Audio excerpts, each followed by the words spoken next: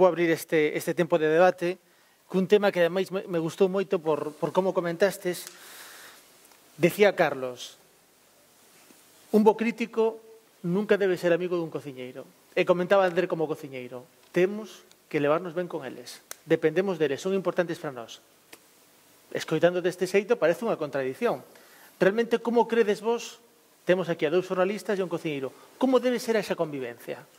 Ata que punto podemos cruzar esa liña? A vosa opinión. Bueno, evidentemente, para un cociñeiro sempre lle vai interesar ter unha boa relación con un xornalista gastronómico. E o xornalista gastronómico non ten por que ter unha mala relación con ningún cociñeiro. Poden existir unhas relacións fluídas, sin ningún problema. Desde o punto de vista do xornalista é moito máis interesante recibir información que recibir invitacións.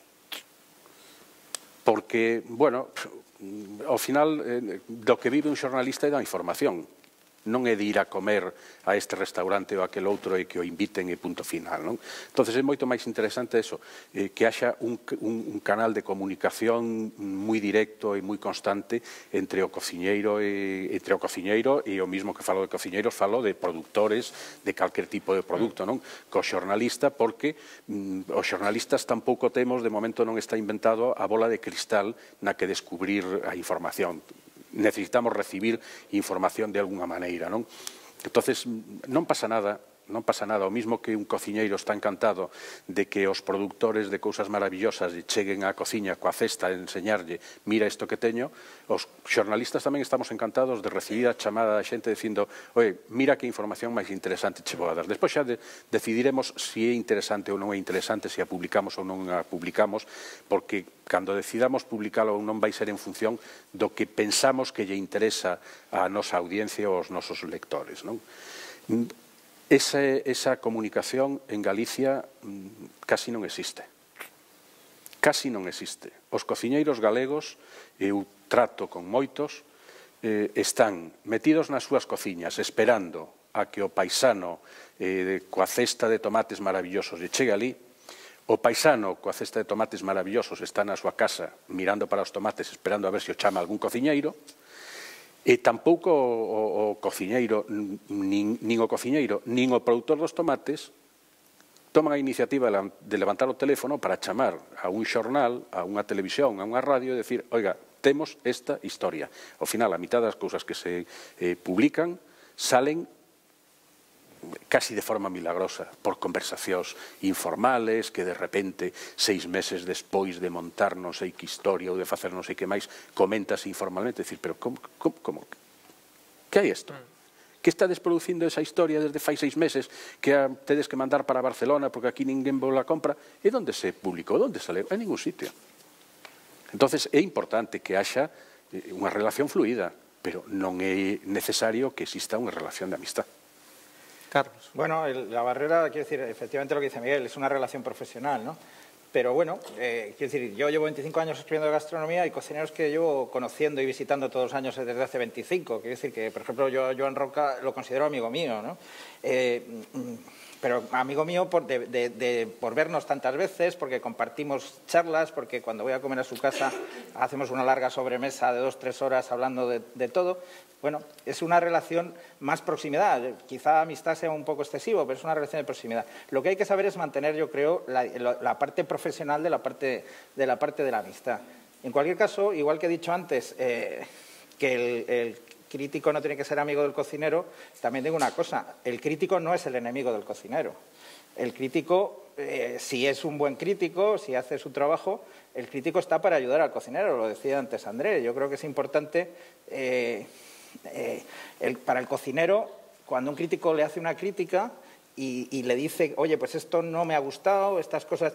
El cocinero no tiene por qué tomárselas al pie de la letra, pero sí puede reflexionar y decir, oye, pues a lo mejor esto que me está diciendo es así y a lo mejor me estoy equivocando en esta línea o a lo mejor este plato no es el plato que sería. Por lo menos lo piensas. Luego puedes decir, no tiene ni idea el crítico, voy a seguir haciéndolo, o a lo mejor sí efectivamente me estoy equivocando.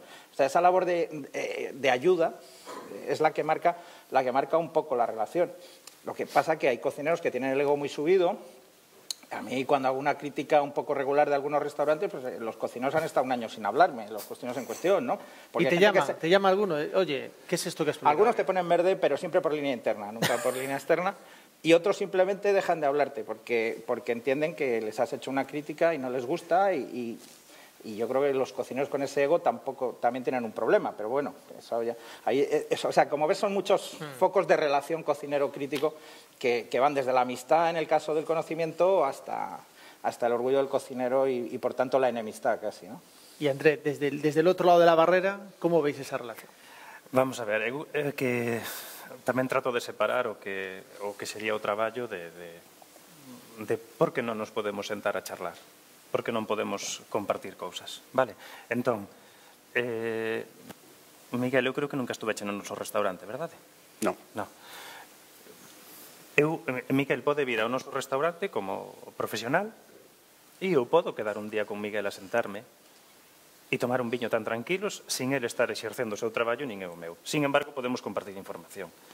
Teño que ser amigo ou enemigo do xornalista? Non, para nada. Pode ser un amigo moi boi, saber diferenciar cale, o sea, saber onde temos a liña, non?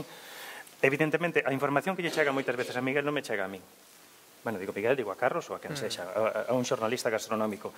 É dicir, hai determinados cociñeiros que, o que decía Miguel, que lle transmiten unha información, ois, mira, que conseguimos, o que falaba do guisante lágrima, ois, mira, que conseguimos un produtor en non sei onde que ten guisante lágrima, ou que estamos agora recollendo trufa negra no Caurel. Se eu non o sei, Miguel o sabe, Miguel xa me está transmitindo unha información, porque non podo manter eu unha certa amizade con xornalistas gastronómicos, porque non podemos ter bo feeling. Se ao final eso vai a repercutir en positivo para todos nós. Eu creo que, sigo dicindo que é necesario. E volvemos á mesma, síguese mesturando o xornalismo profesional de toda esta porquería que está sucedendo agora, non? Polas redes. Entón se confunden as cousas. E non son enemigos nosos. É dicir, a nós teñenos feito críticas xornalistas gastronómicos. E non pasa nada. Eu é que non teño... Eu creo que, no fondo, se ti eres feliz co teu traballo, tens que entender que hai a xente que lle pode gustar máis ou menos a túa cociña e que pode, non sei... Hai gustos para todos. Hai gustos para todos, non? Falábamos, en Galicia de churrasco? Sí. Claro, sí que se sigue vendendo churrasco a punta bala. Agora... O mellor negocio. O mellor negocio que hai. É máis rentable, non? Hombre, máis rentable unha churrasquería que calquera estrela Michelin. Que calquera outra cousa. Sí.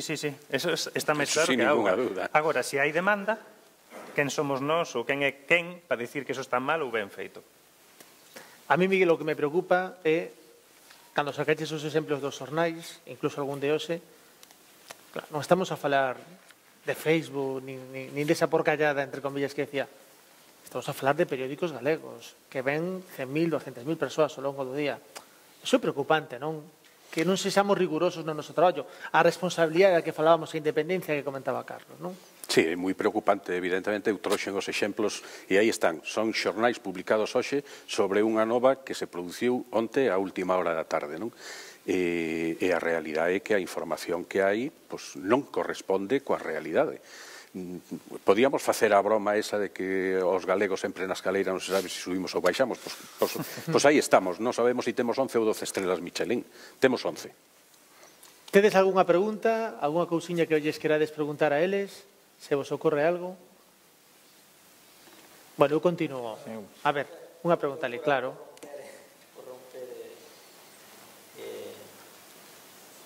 Levamos 5 ou 6 ponencias, levamos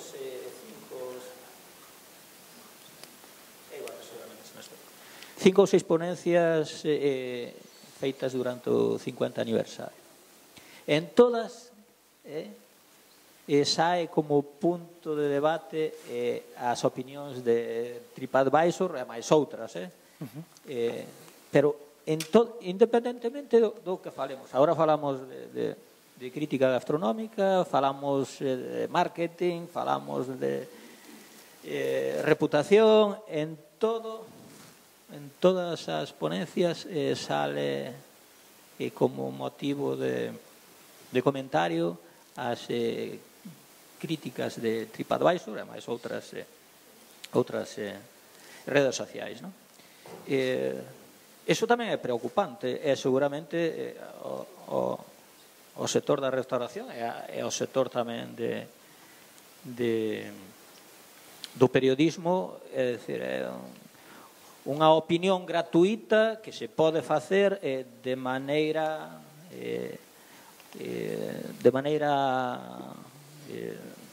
rentable incluso para algúns establecementos ou destructiva para outros, non? Hombre, es más preocupante, yo creo, para los restaurantes que para los periodistas, ¿no? Ese tipo de opiniones. Ha citado André algún caso en torno a TripAdvisor y algunas otras redes, algunos blogs, también Twitter. Ha surgido una especie nueva que ya no solo es la que amenaza, como decía André, que es la que intenta vivir de gorra a costa de eso, y que llega a los restaurantes y diciendo, mira, yo tengo un blog con tantos lectores, o yo tengo en Twitter tantos seguidores, soy un influencer, por tanto, o me invitas a comer, o voy a ponerte verde en mi blog, o en las redes sociales, o en TripAdvisor. Y ese tipo de chantajista profesional está proliferando de una manera muy preocupante. A mí como periodista no me afecta tanto, pero desde luego a los restaurantes les afecta muchísimo, ¿no? Y de hecho muchos de esos comentarios tan negativos que tienen los restaurantes salen de experiencias de que no me has invitado al vino, no me has invitado a la copa final o no me has invitado a comer, ¿no? Eso tú tendrás ejemplos seguro, pero vamos, cada vez lo vemos más. A mí sucédeme, eu xa vos digo, non lle fago nin o máis mínimo caso. Creo que lle contestamos a 2 ou 3 opinións, pero non lle fago nin o máis mínimo caso, porque senón... Toleas. Non é que tolea, que pasa que xa chega un punto onde dices, isto non compensa. Que me preocupa disto? Que non está regulado. O problema disto é que non está regulado. Ti, por exemplo, se che fan unha crítica que non corresponde ao teu establecemento, ti fas unha reclamación a TripAdvisor e che pon el cliente non sei que cumpre os parámetros... Sabedes o que costa salir desas páxinas? O sea, xa vos podedes volver loucos, pero loucos. Entón, por que se actúa con completa liberdade? Non debería de haber un sistema de regulación. Decir, antes falaban das facturas, non? Vamos a regular TripAdvisor e que a xente xustifique que pasou polo restaurante coa factura. TripAdvisor alega. No, eso non lo puede hacer, porque en una mesa de 9 personas, ¿qué pasa? El que tiene la factura es el que puede opinar y el resto no. Digo, coño, entón, aquí, claro, pode opinar todo o mundo libremente, que de feito é o que sucede. É dicir, se isto tuvera unha regulación, eu creo que todo isto se relaxaría bastante. Entón, claro, hai un malestar, por eso, polas ameazas. En Italia sucedeu hai pouquiño, donde os proveedores, bueno, Italia, eu sigo dicindo que España é moi similar a Italia, pero en Italia nos levan anos luz en cuanto a chantajismo e demais varios, vale? E entón, chegaban os proveedores donde ou me compras ou pongo.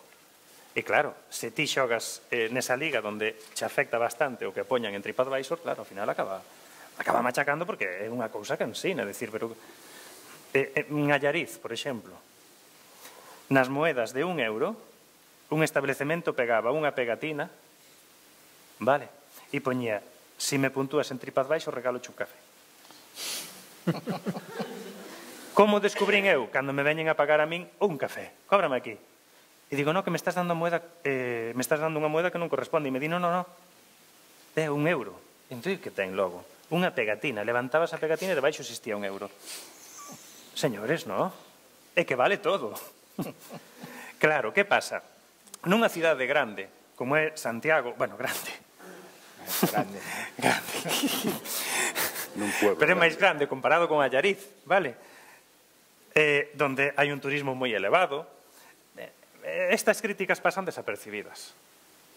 Ou suelen pasar máis desapercibidas. Por que? Porque pasa un tránsito de xente moito máis elevado. En Allariz hai 3.000 e pico habitantes. Claro, cando hai turismo? Pois os fines de semana, hai turismo en Semana Santa e determinadas datas. Entón, a xente, desgraciadamente, colle internet, TripAdvisor, mejores lugares donde se come, tracatrán. Entón, claro que nos afecta, porque perdes 2, 3, 4 mesas, e 2, 3, 4 mesas un sábado, pois son 2, 3, 4 mesas, e eso lle sumas as do domingo, entón dis, isto é destructivo, isto non é nada constructivo, non nos beneficia en nada. algo que está sin regular, sin control. Bueno, e agora creo que se agruparon con outra páxina máis, non? Ou outra historia máis, entón, pois, vai perdendo consistencia porque xa está tal. Entón, pois, a xente xa se cansa de toda esta Eu historia. teño un amigo que ten unha cafetería, ahora non o fai, porque chamame un día preocupadísimo, cada vez que alguén lle escribía unha crítica en Facebook, el tiña que responder. Obsesionábase con iso. Pode ser. É dicir, é que basto lear, ti preocúpate do teu negocio. É dicir, o que dicía antes André, se alguén che pon un 10 e que eres un tipo brillante e outro che pon un 0 e eres un desastre, un dos dous mente. É dicir, seguramente André e calquera hosteleiro trata igual a todos os clientes. Por lo menos tratas de facelo. Claro, ou polo menos tratas de facelo. Temos que comer, Claro. Había algo que me esquecín antes cando estábamos falando disto, é de que nos olvidamos de algo moi importante, e é que os negocios teñen que ser rentables. É dicir, dependemos de xornalismo, dependemos de críticas, dependemos de non sei que, de estrellas Michelin, dependemos de non sei cuánto, pero ao remate de todo isto, ti tes que ser feliz co que fas, moi, moi importante, eso de levantarse da cama e decir, outro día máis. Eso é moi duro. Despois, se ainda por encima chegas ao teu negocio e non é rentable, señores, de pouco che vale ter todas as valoracións positivas, todas as estrelas Michelin, todas tal, e de feito hai negocios e sitios con estrelas de Michelin que acabaron cerrando, porque non funciona. Non vale de nada. Entón, sigo, igual eu que son un loco, un pirado, sigo dicindo que se todos foramos unha piña, compartísemos, entre nós, vale, teño que ir, creo que a semana que ven a Lalín, e me comentaba, bueno, van facer unha feira gastronómica, vanse xuntar todos para promocionar Lalín, non? E me comentaba unha persoa e me decía, é que aquí se matan entre eles, se destruyen. É o peor que podemos facer. O sea, hai alguén que está tratando de facer contratar uns críticos, contratar unha tal para que fagan unha labor bonita, boa, equipos de audiovisuais para... De que vale contratar todo isto se non somos capaces de unificarnos para facer isto máis sólido? Non vale de nada. Necesitámoslo facer ben, necesitamos compartir, necesitamos ser compañeiros e seremos capaces de ensinar a nosa terriña a moito máis e o que somos capaces de facer. Outra cousa que me interesa... Una puntilla a esto, ¿no? El gran éxito de la cocina española a raíz de Ferran Adrià es que Ferran Adrià compartía todo y toda esa línea de cocineros tops que han puesto a la cocina española durante mucho tiempo en primer lugar en la vanguardia mundial, lo han compartido todo. Todo, o sea, las recetas, los proveedores. Cuando Ferran descubrió aquí a Portomuiños las algas, pues se lo dijo a todo el mundo para que todo el mundo tuviera algas de Portomuiños, ¿no? Por ejemplo, quiero decirte, ese compartir a mí me parece básico para el éxito de una cocina. Y lo que me sorprende es lo que estoy oyendo ahora, ¿no? Que lo que nos está contando André, porque a nivel nacional, por lo menos durante los últimos 20 años, ha sido todo lo contrario. Compartir para conseguir que todos avancen y que todos mejoren y que vaya mejor. La cocina española irá mejor cuando se comparte o la cocina gallega irá mejor cuando se comparte, ¿no? Es que me ha sorprendido, por eso quería puntualizarlo, ¿no? Hay otro tema que me apetecía sacar a colación, sobre todo porque ellos se están formando, el día de mañana quieren ser hosteleros, y es lo que ven en televisión. Lo decía antes André, decía, unha cousa é facer o que fai André, que é un programa polas mañás onde fai receitas coa linguaxe normal para que calqueira galego poida facer ese prato, e outra cousa é os programas que vemos en prime time polas noites, que son espectáculo, non é real. Pero o problema, Carlos, Miguel e André, é que aí son cómplices, cociñeiros, xente que ademais ten un caché, algúns con estrela Michelin, Con 3. xornalistas. Han ido todos. Non sei que opinión vos me mereces, porque seguramente eles non teñen esa necesidade, é dicir, seguramente lle sacan un rédito a iso, pero... Hombre, yo creo que André lo ha dicho antes muy bien. Los programas de televisión son un show.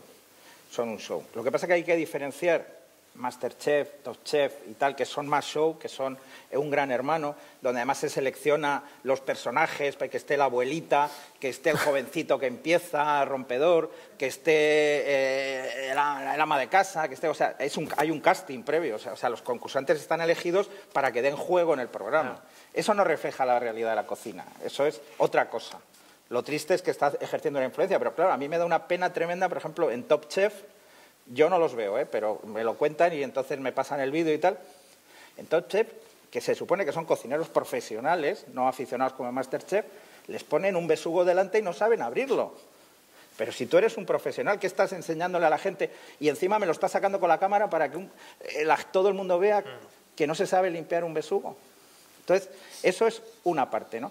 Luego hay otros programas de televisión que a mí me parecen muy positivos. Pues el que hace André.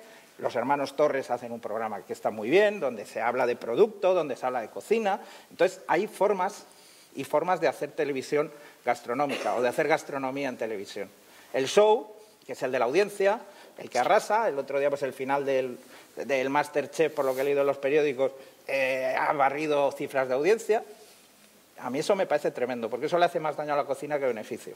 Ahora, hay sitio en la televisión para unos programas serios donde se divulgue el producto, donde se divulgue el recetario, donde se culturice a la gente, ¿no? Un poco, y se rompan tópicos, todo lo que hemos hablado antes, pues, pero diferenciemos, son dos mundos. Sucedía hace poco en Top Chef, sí, el de profesionales. Sí. Ok. En un vídeo, un solomillo. Algo básico. É que non estamos falando de facer esferificaciones. Estamos falando de limpar un solomillo, de saber o que a cabeza, do que a cola, do que a un centro. Hacen mejor las esferificaciones que trabajar el solomillo. Terrible. Eso es lo malo. Terrible. E aparte, bueno, e aún por encima hacen unha copia mala dunha esferificación. Porque a mí unha esferificación me parece un produto, vale, creado por unha persona que para mí non é que sea un exemplo, para mí personalmente non é o meu cociñeiro favorito, vale? Me parece un genio, cuidadito, me parece un genio. Revolucionou o mundo da cociña. O mundo, non revolucionou Cataluña, revolucionou o mundo. Pero inventou era unha esferificación. Ora, non sabemos limpiar un solomillo, pero queremos facer unha esferificación. Ese é o problema. Señores, que non sabemos... Na escola de hostelería de Burgos, en La Flora, hai ano e pico, fun a dar unha masterclass rápida. Mandáronme de aquí, de Pesca de Rías, mandáronme bonito de Burela, unha pescada, e non sei se me mandaron unhas xardas. Xardas son caballas. Sí, no sé. Sí. Entiendo el gallego, no lo hablo. Salvo en la intimidad. Salvo en la intimidad. Dixenlle, señores, quen, mentras que eu vou adiantando outra cousa, quen me vai limpando a pescada? Sabedes canto sabían limpar unha pescada? Ni uno. Pero como non sabemos limpiar unha... Pero, onde estamos? Que son cousas de sentido común. Señores, é o básico. Se nos preguntamos moitas veces por que a comida da avoa sabe? A comida da avoa sabe porque a avoa chegaba, poñía a potiño ao lume desde a mañá cedo, nunha cociña de ferro, sabía que isto casaba con isto, que había que el outro non sei qué, que si combinamos isto con isto sale isto, que si lo... Esa comida sabía a gloria bendita, tiña tempo, tiña lóxica. Por qué? Porque a necesidade, o cariño e tal, facía unha cociña espectacular. Hoxe non, hoxe queremos ser todos Ferran Adrià sin saber limpiar, sin saber o básico. As abuelas facían unha das mellores combinacións de combinacións a nivel químico do mundo da cociña, que era mesturar lentellas, arroz e pataca. Elas non sabían por qué, pero ti come o neno que isto levanta un santo. Tiñan algo dentro que era unha base. Non sabemos limpiar unha merluza, non sabemos como é un bonito, non sabemos diferencialo dun atún, non sabemos como se despieza, cales son as partes. Non sabemos que podemos facer un caldo. Está... E iso todo é o que fan estes shows televisivos. Pero eso es culpa también de las escuelas. Estamos en una escuela, quiero decir, esta es una escuela muy buena, Pero hay escuelas donde no se enseña a los chicos esas cosas básicas y a partir de ahí vale todo, ¿no? Quiero decirte que es culpa, yo creo, de las escuelas primero. No solo estoy tan de los acuerdo, chicos. Hombre, en la escuela esta... Si tú canalizas a los chicos... Sí, estoy en parte de acuerdo contigo, pero en esta escuela, por ejemplo, el caso de Fernando, uno de los profesores decía, oye, que mira, estoy intentando que entiendan que hay que limpiar el pescado y tal, y escapan todos. Yo cuando estuve en la escuela de hostelería, no hice cocina, pero a mí no se me escapaba nada, Non se me escapaba nada. O que falábamos, Esparís, Santiso, Marcelo, alguén decía, chicos, esto e así. E che poñían unha bandexa e che decían que había que sacarlle a chapa na bandexa a unha botella de Coca-Cola e te acordabas de todo porque non tiñas nin destreza nin tiñas nada e dicías, me escaqueo de hacer esto. Aprendo. Lo haces. E hasta que o fagas de aquí non saes. E se non suspendes, así de claro. Pero claro, me decía Fernando, ahora non é como antes. Ahora me niego e non lo hago. Pues no la pruebes. Como que? Que estamos? ¿Dónde estamos? Miguel. Eu quería volver coa televisión e cos programas de televisión. Creo que hai dous tipos de programas moi perfectamente definidos. Os programas de cociña e de gastronomía, que son todos moi honestos e algúns moi interesantes, e despois están os espectáculos. Os espectáculos que poden ir sobre temas de cociña e gastronomía ou sobre calquer outro tipo de espectáculo, non? Por que participan determinada xente en ese tipo de programas? Pois probablemente porque detrás desas decisións hai moito de marketing. É dicir, asumir ese dito tan noso de que falen de min aínda que seña mal, pero que falen de min.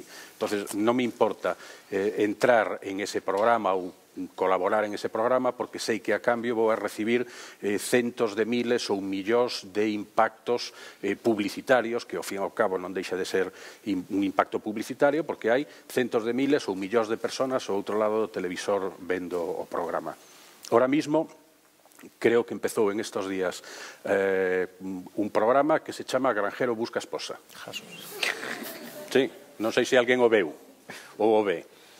Pois no programa Granjero busca esposa, que non sei se empezaron a emitir esta semana ou a semana pasada, pero en estes días foi.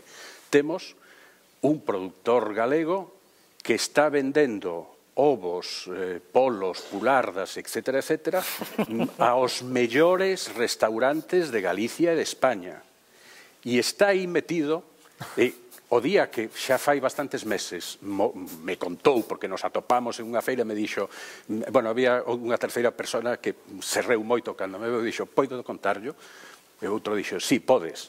Dice, este que vai participar en Granjero busca esposa. Eu mirei para ele e dixen, pero, a ver, rapaz, ti estás mal da cabeza, o que che pasa?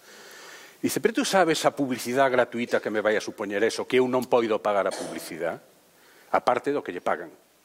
Tamén me dixo, páganme tantos dúcias de miles de euros por participar en este tinglado. Digo, non está mal pagado. Non está mal pagado por participar en un programa, pero o seu argumento fundamental era a publicidade que para o seu negocio vai a supoñer participar en ese programa. Antes de apuntarse, chamou aos seus clientes principales, entre os cales hai unha cadena de supermercados tan importante como el Corte Inglés, para preguntarles, oye, ofrécenme isto, que vos parece? E, curiosamente, todos os seus clientes dixeron, adiante, estupendo, moi bien. E aí está.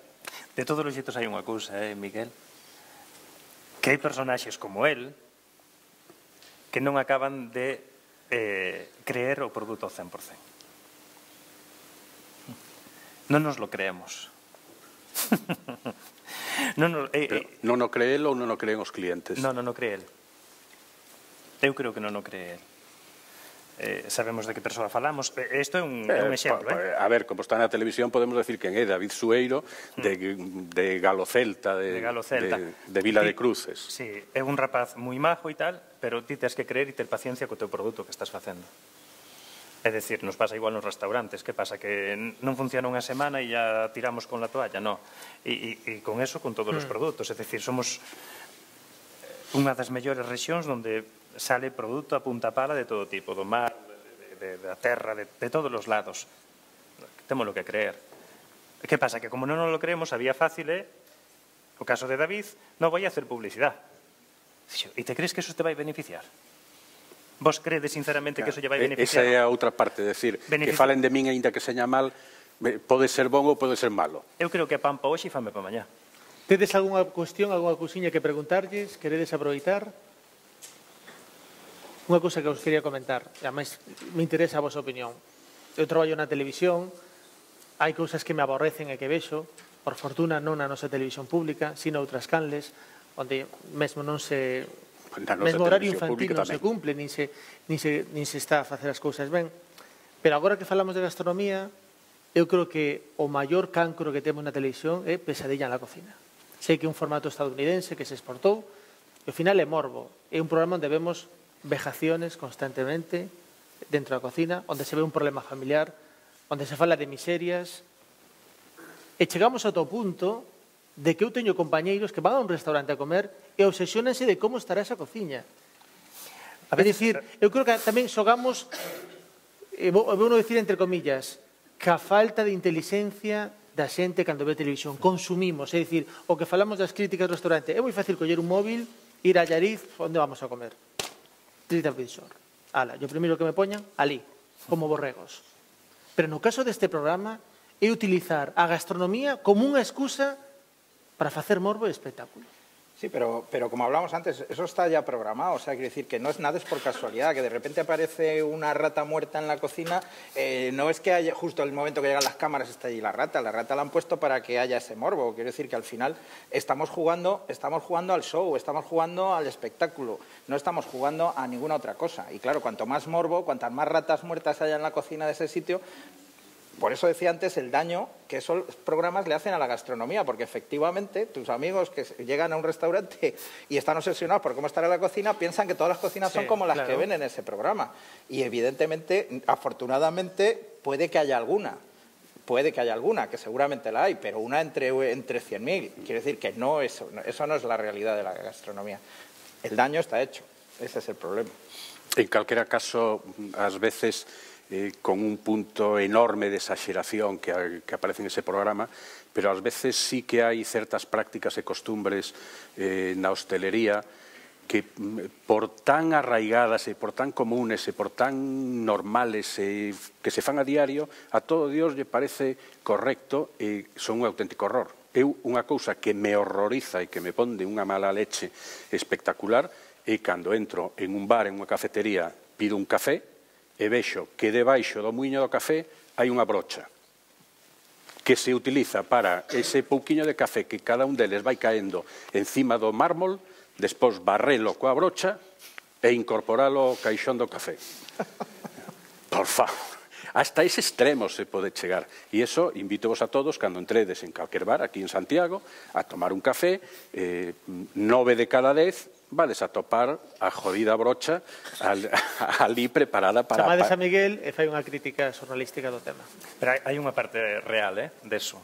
Inda que este tipo de formatos busquen ese morbo, hai unha parte que sí que é real. A carencia de higiene. E iso non o vamos a obviar, e que non obvie tonto. Ti falas da brocha. Pois eu, a hora de facer un café, me parece o menos, vamos, o máis light de todo isto. Bueno, despois temos o trapo que se usa para limpiar o cacharrillo ese que non sei como se chama, co que se quenta o leite, e tamén se limpia o mármol e o frente da cafetera con ele. A mí me doe moitísimo, cando estábamos aquí na escola, por iso digo que hai cousas que sí que teríamos que volver atrás. Cando estábamos na escola, nos ensinaban perfectamente o básico, che decían, esta balleta ten que estar limpísima e é exclusivamente para isto. Rematas de facer un café, limpias vaporizador, purgas vaporizador, chegas pola mañá, hai que purgar a cafetera, porque eso expulsa vapor e ten un retorno, traga o leite. Ese leite queda metido no circuito da cafetera, se estropea. Ves a compañeiros de escola que de repente todo iso se lle olvidou e diste, ti eres tonto. O sea, un café é unha carta de presentación única. Un café. Señores, esa teoría de que con el café nos forramos, mentira cochina. Un café costa 1 euro. Para facer 100 euros teñen que pasar 100 persoas polo local. 1 euro, 1 euro 10. Vale, en Madrid costa un poquinho máis. Faino ben. Faino ben. que non custa tanto. Vale, inda que che deixe de €1, que che deixe, depende do café que compres, pero que che deixe, vamos lle poñer 80 céntimos, 70 céntimos. Son 70 céntimos.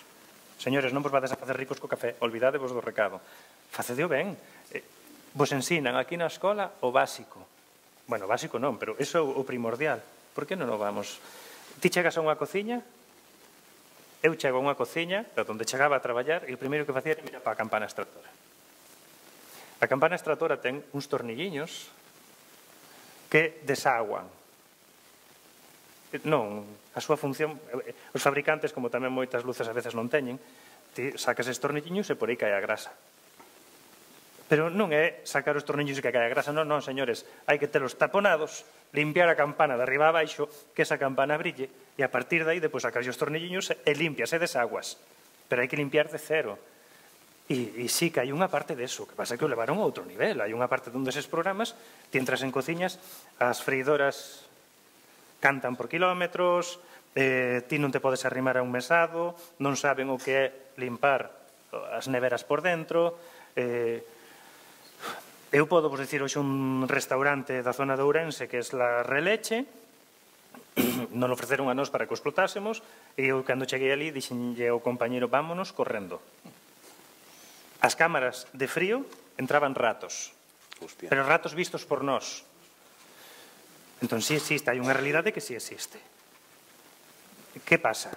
Que ti como dono dese establecemento, se ti eres o propietario dese establecemento, vas a permitir que chegue un xornalista ou que chegue un presentador de televisión e che sacas vergoñas na tele? Algo pasa. Non cuadra. Non cadra. Entón, claro, da realidade ao show. Outra cousa que me interesa, sobre todo para eles, que van a estar aí en moi poquinho tempo. Carlos, Miguel, cando un fai unha crítica dun restaurante ou dun prato, non só se está a fixar nese prato. Hai un global, a limpeza, a imaxe, o trato, cousas que seguramente André tamén estudou nesta escola, porque estamos a falar de que a gastronomía é un todo, desde que un abre esa porta hasta que marcha. Mira, la crítica a un restaurante se hace para lectores, que no necesariamente son expertos. O sea, yo cuando escribo en el blog sé que me lee gente que son especialistas en gastronomía, cocineros, tal, y escribo de una manera más técnica. Cuando escribo en el periódico escribo para un lector general. Por tanto, a la hora de escribir hay que ponerse en el lugar del cliente del restaurante, no del especialista. Y entonces hay que valorar el restaurante en su conjunto. Yo siempre digo que la cocina de un restaurante puede ser muy buena, pero si te han tratado mal, si el servicio es malo, si has estado incómodo, si las sillas son horribles, y si todos los detalles no son confortables, sales a disgusto de ese restaurante. Y al contrario, incluso, o sea, tú puedes haber comido maravillosamente, pero si el servicio de sala ha sido un desastre, si te han maltratado, si te han tirado los platos, si el sitio has estado incómodo, al final, penaliza. Por bien que hayas comido, eso penaliza. Entonces, el restaurante es un conjunto. Es verdad que los cocineros en los últimos años se han convertido en protagonistas, pero la sala tiene un peso importantísimo. No me gusta hacer porcentajes muy exactos, pero yo creo que la cocina de un restaurante no llega al 60%. Y el otro 40% son todas esas pequeñas cosas que hacen confortable la estancia del cliente y que hacen que el cliente salga a gusto, satisfecho y con la sensación de que ha estado muy bien. Y eso, incluso, insisto, refuerza la impresión que le haya dado la comida. Claro, porque André ponlle sinaturas ao restaurante, ou Yayo da Porta, ou Pepe Solla, pero vos, sen a vosa xente que traballa con vos, non sodes ninguén tampouco. Nadie. É fundamental, o sea, o noso personal de sala ten que saber perfectamente como se cociña. Outra lección básica de escola.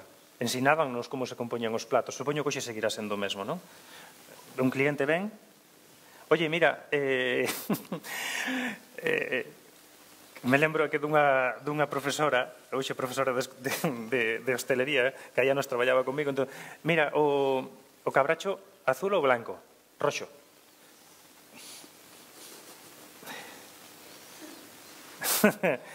Señores, temos que saber o que vendemos. Nós necesitamos do personal de sala básico. E eu creo que, o sea, nós necesitamos saber perfectamente como se funciona en sala e sala necesita saber perfectamente como se funciona en cociña. Deberíamos saber facer de todo para no momento que falle un pilar en ambos os dous sitios, suplantemos. Eu creo que aí está o punto de profesionalidade. Necesitamos que eles saiban transmitir igual que ti o fas con cariño, que saiban transmitir a ese cliente, isto está hecho así, así, así, así. E cando di, mira, e tú que comerías? Diga, hombre, cando están, hombre, yo non sé, porque claro, es que a lo mejor, es que si esto... Cando chega un profesional bo de sala, diga, señor, primeiro ten que ter ese puntiño de sutileza e cando controla máis ou menos o cliente e por onde van os tiros, señor, come isto. Seguro do que está facendo, come isto. Pero por qué? Fágame caso, nada máis. Vas a cabalo ganador. Ese cliente vai arriesgar perfectamente a comer o que tal. Necesitamos ese personal de sala, é vital, é fundamental. Necesitamos que haxa alegría, que sucedan as cousas. Non que vayan forzadas. Necesitamos ese compendio de cousas. A verdade é que eu penso máis que, vamos, é vital, é necesario. Porque cando Miguel entra nun restaurante, fixes en todo, claro. Como crítico hai que miralo todo. Bueno, eu non me dedico a crítica de restaurantes, non publico crítica de restaurantes, entonces comparto o que explica Carlos.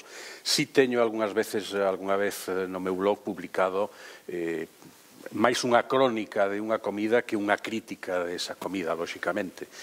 E si, intentas fixarte un pouco en todo, porque o que se trata é de que quen te lee, si se anima polo que ti lle contas a visitar o local, que se sinta tan cómodo como ti lle estás contando que te sentiches ti. Por lo tanto, hai que ser moi cuidadoso co que se publica e, sobre todo, non caer en pasteleos absurdos nos que se cae con demasiada frecuencia en certos ámbitos. Eu estou recordando ahora, por exemplo, hai bastantes anos,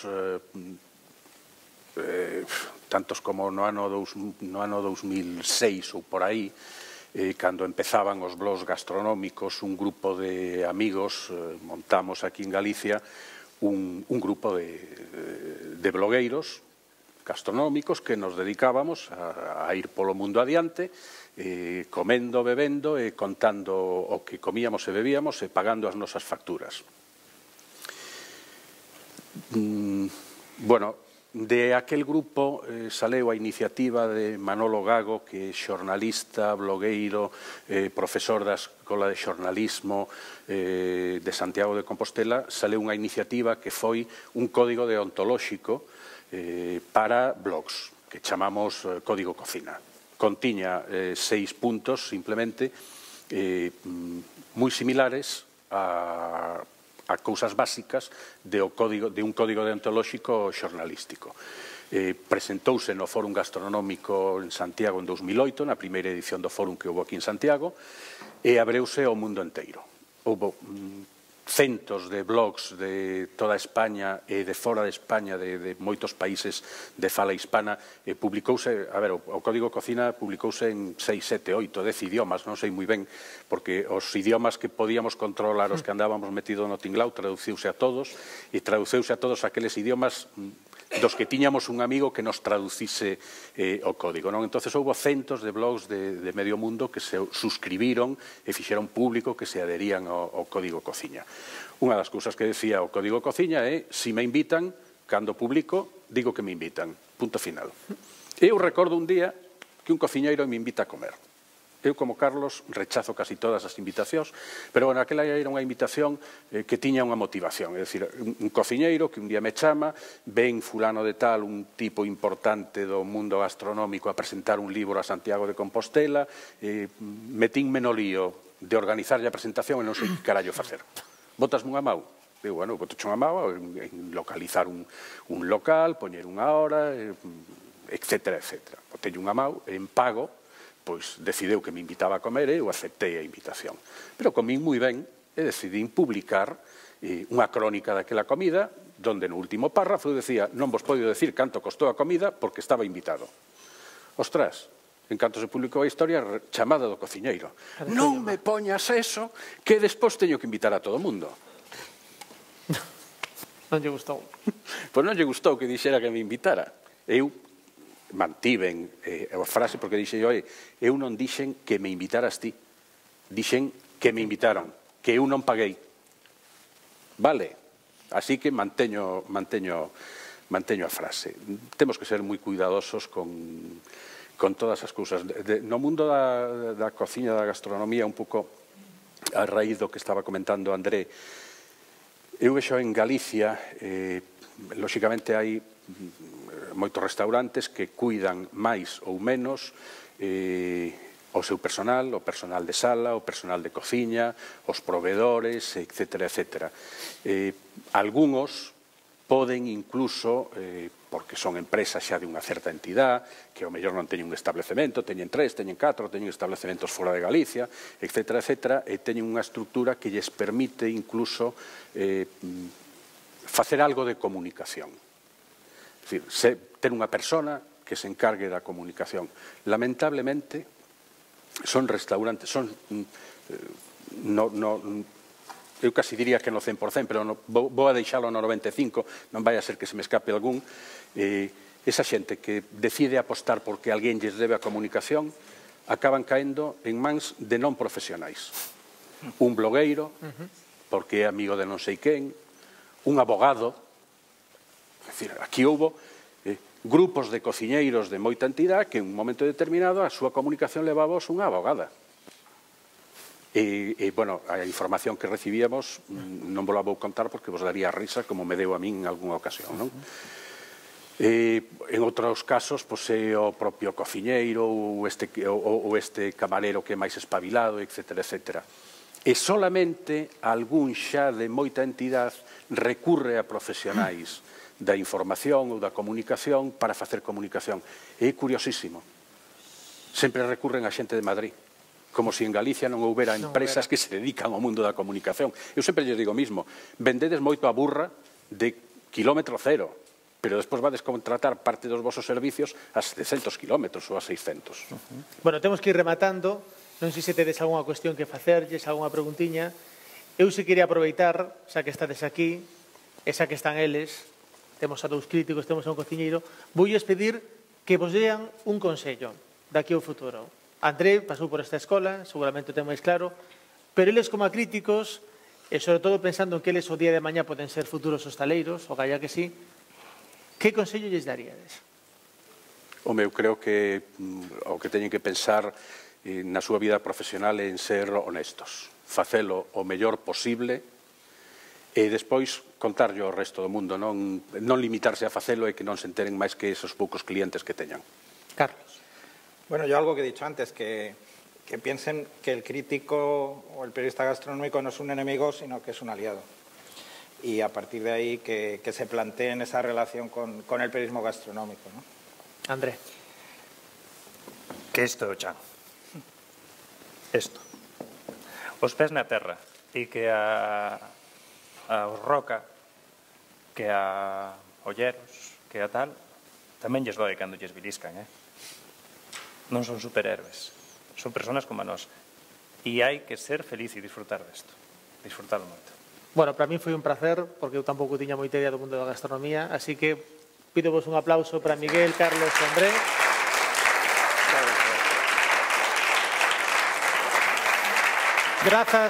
Grazas pola vosa presencia e nada, ata outra. Muchas gracias. Veña, grazas a todos.